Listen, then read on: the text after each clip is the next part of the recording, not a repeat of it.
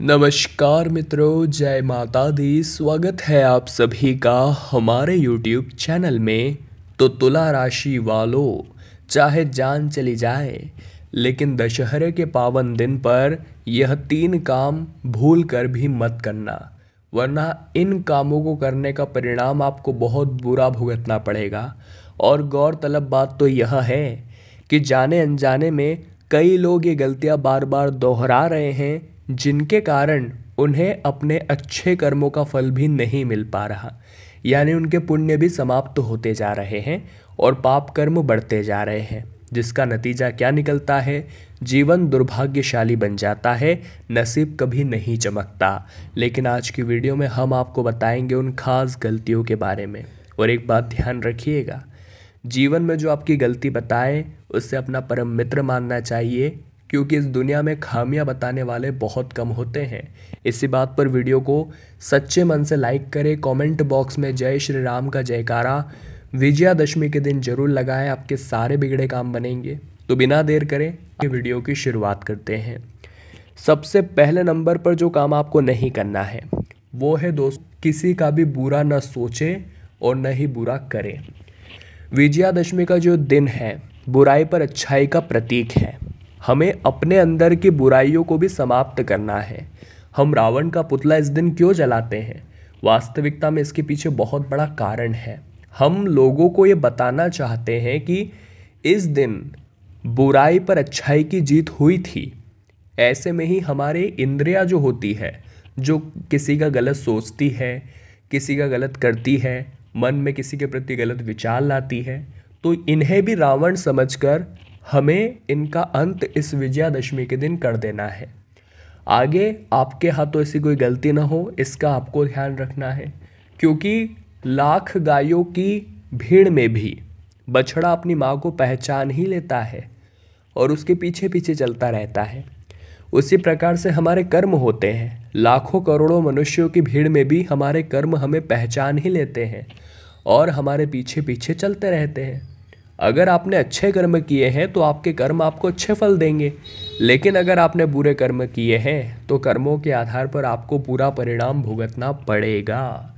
इसीलिए विजयादशमी से एक प्रतिज्ञा ले लीजिए, न तो किसी का बुरा सोचेंगे, न तो किसी का बुरा करेंगे, और न ही किसी की सफलता से आप अपने अंदर ईर्ष्या भाव उत्पन्न करेंगे। अगले नंबर पर दोस्तों, विजयादशमी के दिन आपको मांस, मदिरा या मांसाहार से दूर रहना चाहिए। हमारे शास्त्रों में सात्विक जीवन को महान बताया है।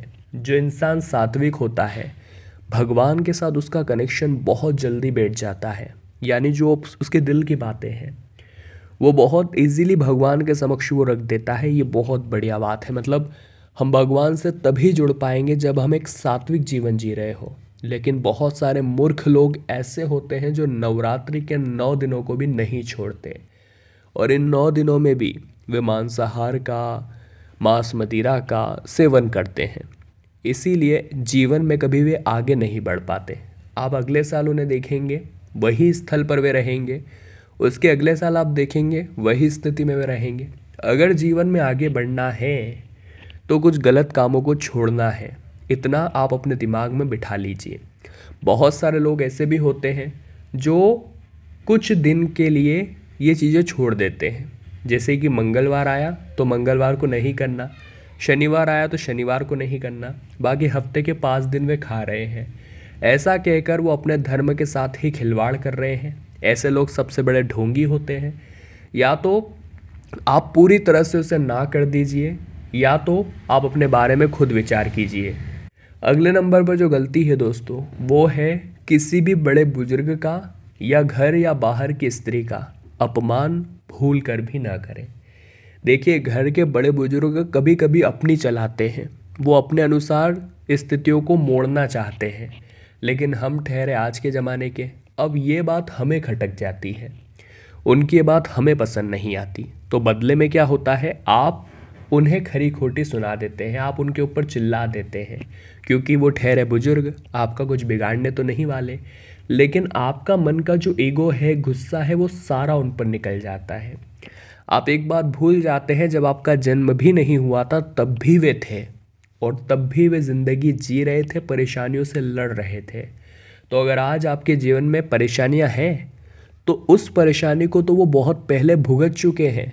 तो आपके लिए ये अच्छा रहेगा कि उन पर चिल्लाने की बजाय आप उनसे सवाल करिए कि मैं इस परेशानी से बाहर कैसे आ सकता हूँ, क्योंकि उनके पास तो अनुभव का भंडार है।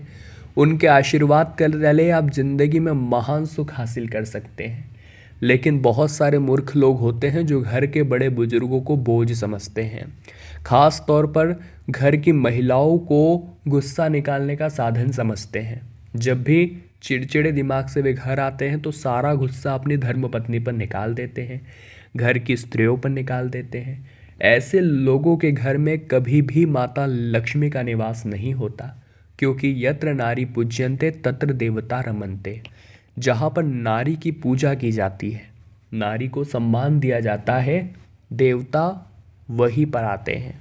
तो अगर आपके घर में नारी का अपमान हो रहा है, उनके साथ मारपीट हो रही है, उनकी भावनाओं को नहीं समझा जा रहा और बेवजह उन पर रोजाना आप चिल्लाते हैं, तो आप जीवन में कभी आगे नहीं बढ़ पाएंगे, क्योंकि आपके अंदर वो क्वालिटी ही नहीं है कि आप आगे बढ़े। अगले आपको दशहरे के दिन क्या और काम नहीं करने हैं। सबसे बढ़िया एक बात का ध्यान रखें कि जितना ज़्यादा हो सके धर्म की राह पर चलें। कहते हैं धर्मो रक्षति रक्षितः, यानी अगर हम धर्म की रक्षा करेंगे तो धर्म हमारी रक्षा करेगा। हमें धर्म से जुड़ना है। एक लोटा जल रोजाना ले जा करके घर से शिवलिंग पर जरूर अर्पित करना है। शिवलिंग पर रोजाना का नियम आपको बना लेना है और जल चढ़ाते समय श्री शिवाय नमस्तुभ्यम मंत्र का आपको जाप करना है। और हर मंगलवार के दिन हनुमान जी के मंदिर जाकर हनुमान चालीसा का पाठ जरूर करना है। ये 2 नियम अपने जीवन में अगर आपने बनाना शुरू कर दिए, इस दशहरे से ही शुरुआत कर लीजिए, आपका बिगड़े से बिगड़ा काम बनेगा और हर वक्त प्रभु श्री राम और बालाजी महाराज का आशीर्वाद आपके सर पर रहेगा। अब दोस्तों, प्रकृति ने हमें जीवन में बहुत कुछ दिया है। चारों ओर जो हरियाली व्याप्त है, हम उसे देखकर चैन की सांस लेते हैं। और इस बात में कोई दौराई नहीं है कि अगर आज पेड़ नहीं होते तो हमारा भी कोई अस्तित्व नहीं होता। लेकिन कुछ लोग ऐसे हैं जो पेड़ों को भी काटने लगे हैं। वो ये भूल रहे हैं कि उसी पेड़ ने उन्हें छाया दी है, उसी पेड़ ने उन्हें आराम दिया है। खुद वो धूप में खड़ा रहा, लेकिन ज़िंदगी भर उसने दूसरों की सेवा की है। बदले में उसे इंसान के माध्यम से क्या मिलता है, वो उसे पूरी तरह से उड़ा देता है, काट देता है। ऐसे लोग महामूर्ख होते हैं। खास तौर पर दशहरे के दिन हमें किसी भी पेड़ को भूल कर भी नहीं काटना चाहिए, वरना बहुत बड़ा दोष, बहुत बड़ा पाप आपके माथे पर आ जाता है। जी हाँ दोस्तों, अगर आप भी ऐसी गलती करते हैं तो सावधान हो जाइए, ये आपके लिए बहुत भारी पड़ सकता है। अब हम आपको उपाय बताने जा रहे हैं। दशहरे के उपाय सभी लोग अपनी आम जिंदगी में दोहरा सकते हैं। आपको फ़ायदा होगा, आपको लाभ होगा, इस बात की तो हम आपको गारंटी दे रहे हैं। सबसे पहला उपाय आपको क्या करना है, अगर आपको ऐसा लग रहा है घर में बहुत ज़्यादा नेगेटिविटी बढ़ गई है, नकारात्मक ऊर्जा बढ़ गई है, तो रावण दहन की राख को सरसों के तेल में मिलाकर घर की हर दिशा में आपको थोड़ा थोड़ा छिड़कना है। रावण दहन आज रात को आप थोड़ी सी राख ले आइएगा, उसको सरसों के तेल में आकर घर के कोने कोने में आप छिड़किए, लाभ आपको होगा।